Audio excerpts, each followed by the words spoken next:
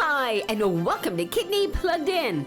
October is here, and autumn has arrived. It's a season of colorful leaves, pumpkins, and family gatherings that focus on what we're grateful for and the positive things in our lives. October also ushers in Lupus Awareness Month, and that's a time when lupus patients and supporters across the country work to raise awareness for this under-recognized disease. But did you know that there's a connection between lupus and kidney disease? Lupus nephritis occurs when lupus antibodies affect parts of the kidneys that filter out waste. And on this episode, you'll meet Penticton resident Kam Kang, who shares her personal journey with kidney disease that began over 20 years ago with an initial diagnosis of lupus disease. And in a deeply personal and honest discussion, Kam shares the day-to-day challenges of living with both lupus and kidney disease. And she talks about her search for a living kidney donor in hopes of receiving a pre-emptive transplant in the future. Kam also has some good advice for those who may be facing similar challenges or are newly diagnosed with kidney disease. And you'll learn some important tips on how you can keep your kidneys healthy from Kidney Kid reporters Bronwyn, Sophie, and Kaylana. So stay with us because all of this and more is coming up next, right here on Kidney Plugged In. Joining us now is kidney patient Kam Kang. Kam is a resident of Penticton, and her journey with kidney disease has spanned over 20 years, but it's now entering a new phase of her journey. And Kam is here to talk to us about that. So Kam, welcome to Kidney Plugged In. Thank you for having me. So Kam, your journey with kidney disease began over 20 years ago with an initial diagnosis of lupus disease. Can you take us back and talk to us about how that all came about? Yeah, so I got diagnosed with lupus over 20 years ago. At that time, they didn't know I had lupus. The doctors thought I was showing signs of joint inflammation. So they kind of said, okay, looks like rheumatoid arthritis because that runs in my family. So they sent me home with the drugs. 6 weeks later, I ended up in emergency. My blood pressure was off the roof and dizziness, headaches.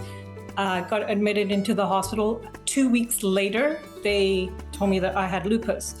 No idea what it was. Of course, you Google it and you have yourself killed in 6 months. So it was scary, overwhelming. A lot of information was kind of thrown at me. The kidney doctors were amazing there at the time. They kind of sat down, went through it all, explained it. So it's an autoimmune disease where you have your good blood cells and your bad blood cells. So my body's producing too many of the bad blood cells and they can attack any of your organs. And the cells are attacking my kidneys. So they had to do a biopsy. They knew that it was my kidneys that were affected, but they did a biopsy. They send it down to Vancouver. It takes about 2 weeks. And depending on how the blood cells rise, I guess, is kind of how I don't really know the chemical side. And that's how they told me that your kidney function should be here and it's here. So, lupus has been attacking my kidneys. So hence I have chronic kidney disease. So at the point they hit it strong and I had a couple of rounds of chemo because chemo kind of does the same thing. It kills all the blood cells and then hopefully a balance of the good blood cells start growing. And the idea is to get it into remission and keep it there. It'll never go away like you have lupus for the rest of your life. However, on the right medication, on the right diet, on the right lifestyle, hopefully we can prolong the kidneys as long as possible. Kam, you mentioned that your diagnosis with kidney disease came as a complete surprise to you. How much did you know about kidney disease prior to the diagnosis? Lupus never existed in my family that we know of, second, third generation, but I don't know back in the days. Had never heard the disease, didn't, you hear about other people having issues with their kidneys and liver and other organs, but never happened to me or my family. So, you don't think about it. You don't talk about it. It's not a conversation, right? So it was over 20 years ago that you were diagnosed with lupus disease and kidney disease shortly thereafter. So what's your journey been like over the years to get to the point to where you are now? Yeah, so it's been a long journey, a lot of ups and downs. Over time, you sort of get to know your body, you know the symptoms, you kind of know, okay, this is happening and this happened before, and this is the end result. Check your blood pressure. Blood pressure checking is a big thing, and I'm guilty of not doing that. Regular blood work, of course, because they want to try and catch it before you have a flare. During the times that I did have a flare, it was awful. I mean, your nausea, dizziness, you can't get out of bed, you don't want to face the day. I've had days where I've been on the bathroom floor and I've had to be, picked up because I've had no energy, because at that time you're not eating anything, you're not drinking, but you're dry heaving. You just, I've gone from that to I'm working full time. Once it's in remission, of course, right? You can have a normal lifestyle as long as you stay checked in. You make sure, the foods that you're eating, there's a lot of foods that you want to avoid. The Kidney Foundation has a lot of resources. They have a lot of classes. You can learn different styles of cooking, exercise, of course, lots of liquids, your regular day-to-day stuff. And then you do have ups and downs where you think, okay, I did everything right. Why am I still sick? Why is this happening to me? You go through those, waves where you feel sorry for yourself, right? You're like, why me?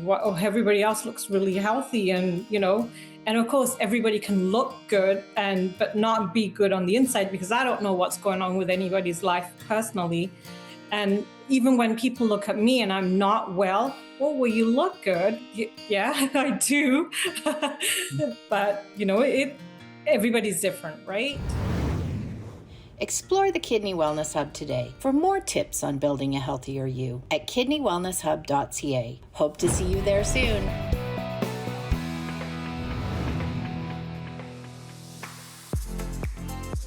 Feed them a healthy diet. Eat foods rich in vegetables, fruit, nuts, and 1% milk products, and food low in sodium and saturated fat. This eating plan can also lower your blood pressure. I'm Raman from Plugged In. Leave me a message and I'll get back to you. I can't believe it's been almost 20 years since we met. My whole life has changed. Whenever I felt alone, you were there for me.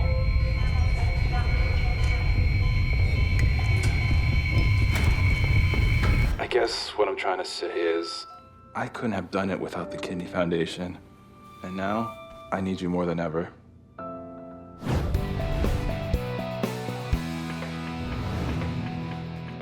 Kam, over the years, your kidney function has decreased. And I think earlier you were mentioning to me that right at the moment, you're functioning at about 16%. But at what point did your nephrologist have that conversation with you that there's going to be a need for a kidney transplant in the future? Right. So this actually just happened recently, sort of November, December. You go in for your regular blood work, you have your appointments with the kidney clinic. And I got notified in December that, your numbers are starting to decrease. We need to look at maybe, doing something. So my appointment in January was, okay, your kidney function hasn't gone up. It's been consistently at 16%. And we want to see it go up, but it's not happening for the last 3 months. It's been dropping. So let's talk about kidney transplant. My doctor said, you want to skip dialysis, because dialysis is not a lifestyle that, we want everybody not to have. We'd rather that you get a kidney transplant. So that was a shock. So after that, they told me that you're going to get a package in the mail. You're going to have a nurse will call you, and then, they'll walk you through it. End of January, I was going on holiday. Before I went on holiday, I got the package. I didn't even want to open it. I didn't touch it. I waited till I got back because I kind of knew a little bit. I had researched. So opened the package. There's so much paperwork, so much information, very, very overwhelming. It was a lot. It was a lot to take in, which I kind of knew, but I didn't realize it was like I'm reading through it and the process, and it's up to me to find a donor. It's not up to, the doctors or anybody. It's my responsibility to now ask my loved ones, ask my family, my friends that, would you give me a kidney? So that was, I knew, but still actually hearing it and actually having to say it's two different things.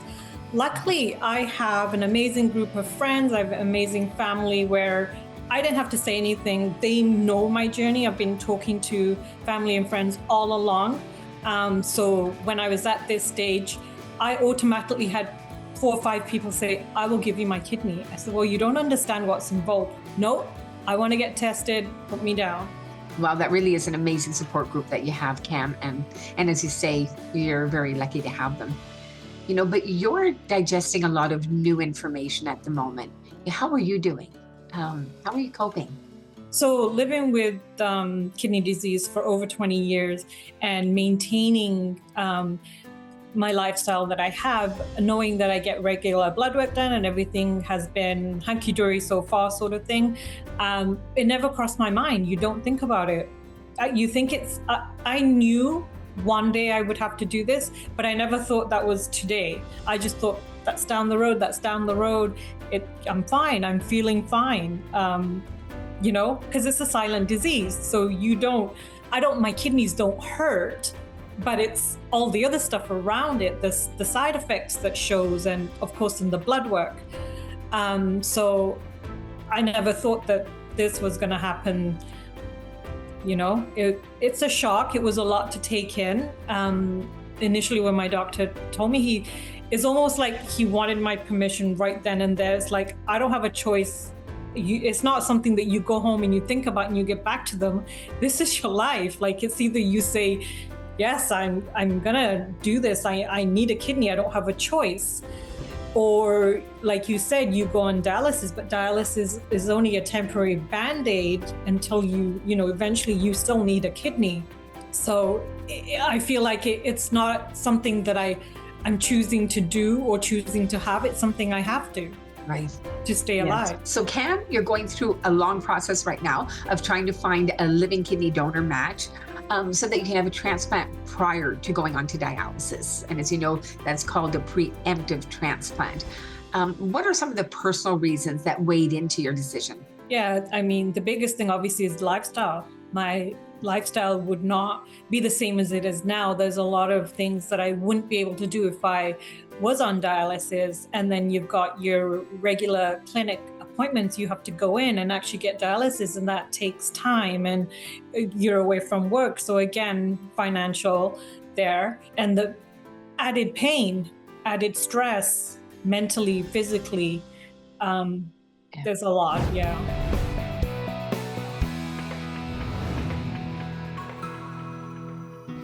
Keep them fit and active. Take them out for a walk or a run. Aim for 30 minutes 5 times a week. This will help maintain a healthy weight, which can help control both blood sugar and blood pressure. I'm Sophie for Plugged In.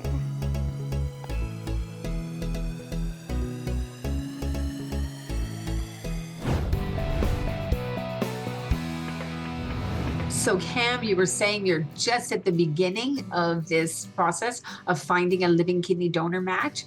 A lot of steps along the way, some hoops you're going to have to jump through. Can you tell us what lies ahead for you? So right now I'm just at the early stages where I'm going through my rapid testing. So I have lots of letters coming in the mail, lots of phone calls from the hospital, getting MRIs done, head scans, lots of blood work, stress test. There's a lot involved. There's so much to do. And then my donor has to also go through the same sort of testing to make sure that they're able to do this, and they will go with the best match. So right now I'm still going through the process of getting testing done, and my file is now at the hospital in Vancouver. So we're just working through everything right now. So Kam, you live in Penticton. Does the testing that you're going through require you to make trips to Vancouver, or is that something that's on the radar screen for the future? Yeah, it's going to be coming up for me. I haven't had to make the trips yet, but in my package, part of that was that, yes, I will have to do that.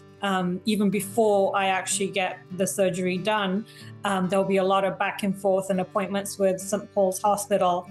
And then we hopefully, we get to the stage where we set a date. And at that point, then I'll have to stay there. And are you on any specific timeline at the moment? Like I said, we're just going through the rapid testing. My doctor did say that, it's not that let's do it tomorrow, but the way my kidneys are going, he's estimating in the next year, 2.5. We were actually just singing the praises of the incredible support group that you have around you. And in large part, that's because you've really opened up conversations with them over the years. You let them know how you're doing and into that part of your life. But as you know, that's not always the case for all kidney patients. Some are more reluctant to share what they're going through, and especially to ask somebody to consider donating a kidney. You were also mentioning that can be particularly challenging in the South Asian community. Can you elaborate on that? I have an easier conversation because I have a good group of friends, family that have been on this journey with me all along. They've known from day one, okay, this is what I have. And not only was I getting educated, but they were also getting educated on it because their loved ones, it's my family. They want to know what this means for me. What can they do to help me all along? So everybody knew that, okay, one day this is going to happen. So it wasn't a tough conversation. It was more, this is happening, guys, and this is where I'm at. And now it's up to me to find a donor. And at that point, I didn't even have to ask. It was kind of, yeah, we know this is happening. Okay, we're ready, So I know that there is a lot of people that are shy to talk about it, or they just feel like they don't want to ask because they're going to get rejected.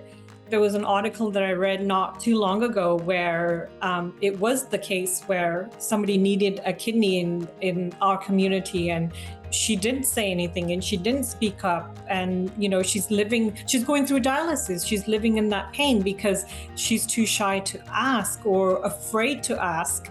And I don't feel like it should be that way. I feel like your parents, your siblings, they want to know. And, we have come a long way, like education wise, social media, everything. The awareness is there.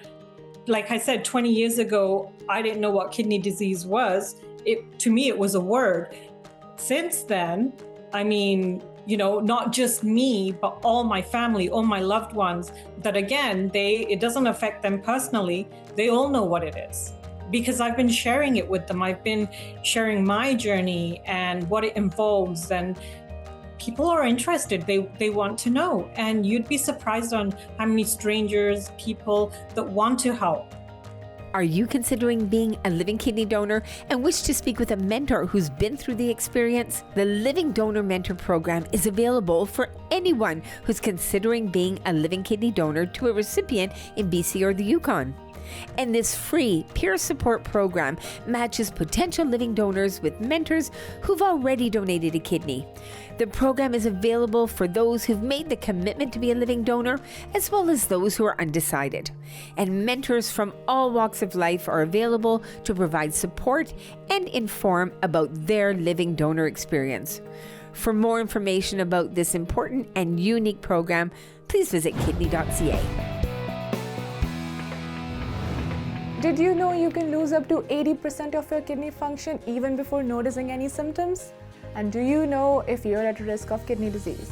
Hi, my name is Yash, and I'm here to talk about some risk factors that you should be aware of. You may be at risk of kidney disease if you have type 1 or type 2 diabetes, heart disease, high blood pressure, a family history of kidney disease, or if you are Asian, South Asian, African, or indigenous descent.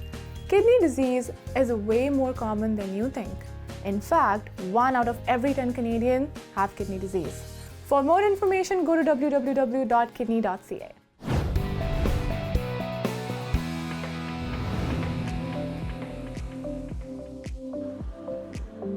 Reduce their salt intake. The recommended sodium intake for adults is not more than a teaspoon a day. Try to limit the amount of processed food or don't add salt to your food. Your kidneys will love you for trying your best. I'm Kaylana for Plugged In.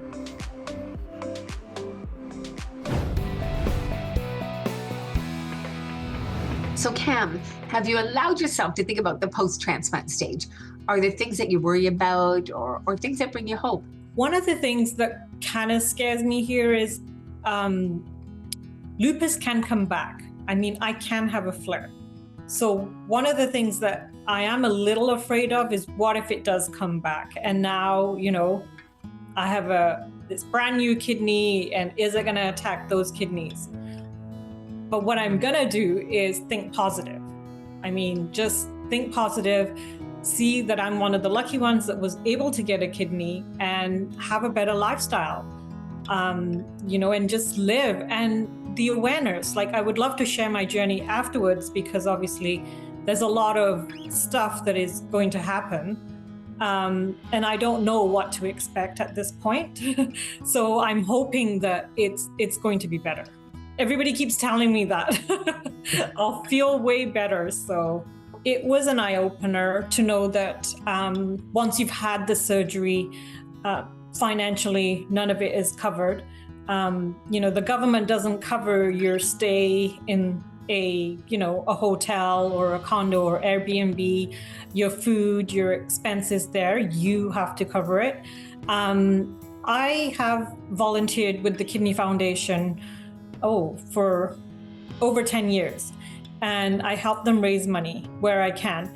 However, I've not known exactly, this is where those funds go, until I got that package, and it shows in detail that if you make under a certain threshold, the Kidney Foundation will help you. There's a whole bunch of resources in there, but that's where the money is going towards. So again, I was helping, I was volunteering, but I didn't know the breakdown of exactly where they help.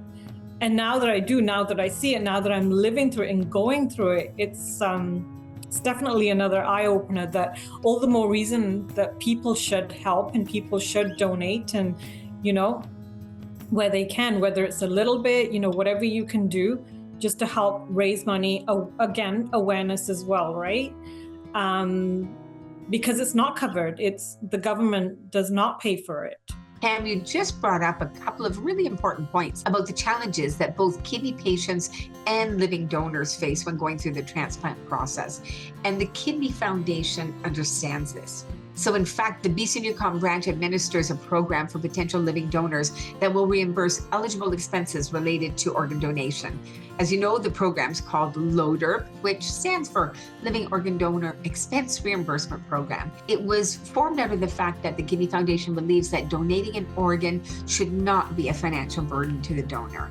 So consequently, the LODER program reimburses expenses including travel, accommodation, parking, meals, and for Canadians, even a loss of income that's related to the assessment and donation of the organ.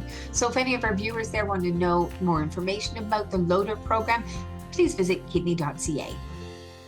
Hey honey, I lost the list for Jason's birthday thing.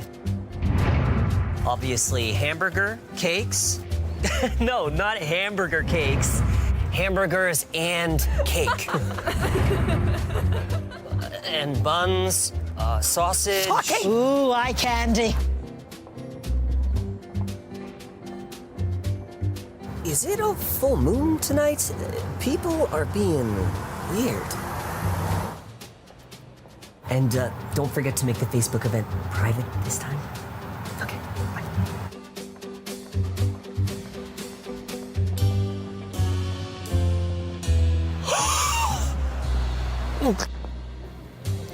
Can you imagine losing most of something without realizing it? Over time, kidney disease can destroy up to 80% of kidney function before you notice any symptoms. Talk to your family doctor to see if you're at risk and need to be screened. It could save your life.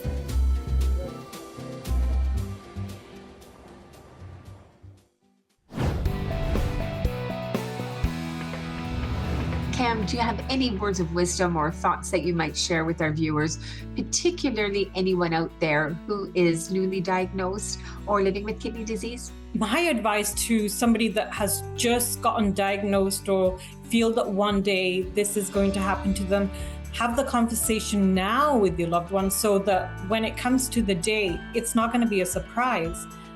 Keep them in your journey all along. Let them know this is what's happening today. This is how I feel, you know. Don't hide it. They want to know. They, you know, if you say every day, yeah, I'm feeling fine, and then you end up in the hospital the next day, but well, you were fine. You know, be open and honest. There's so many disease out there. There's, you know, so much going on in the world. People don't look at you that, you know, oh my God, you've got the plague or something, right? It's not like that. That's really great advice, Kam. As you said, kidney patients sharing what they're going through is so important, as is having you here to share your story with us. Your attitude is inspiring, and I know it's going to help other kidney patients who are going through their own journey. So thank you, Kam, for being here. We'd love to have you back on the show post-transplant to share all the good news and find out all the details. Thank you for having me. Thanks, Kam. Keep them hydrated. Kidneys are super important, so drink water to make them work properly. This is Sophie from Plugged In. Let's see, so kidney is These are my grandpa's kidney stones. They're very precious. Kidney is a bone in your back that helps you turn.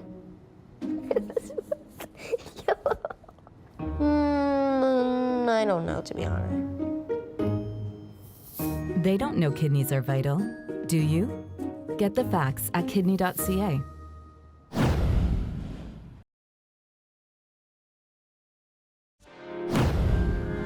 Please don't smoke. Kidneys hate smoke. It slows the flow of blood through them, impairs their ability to function, and ruins all their fun. I'm Bronwyn from Plugged In.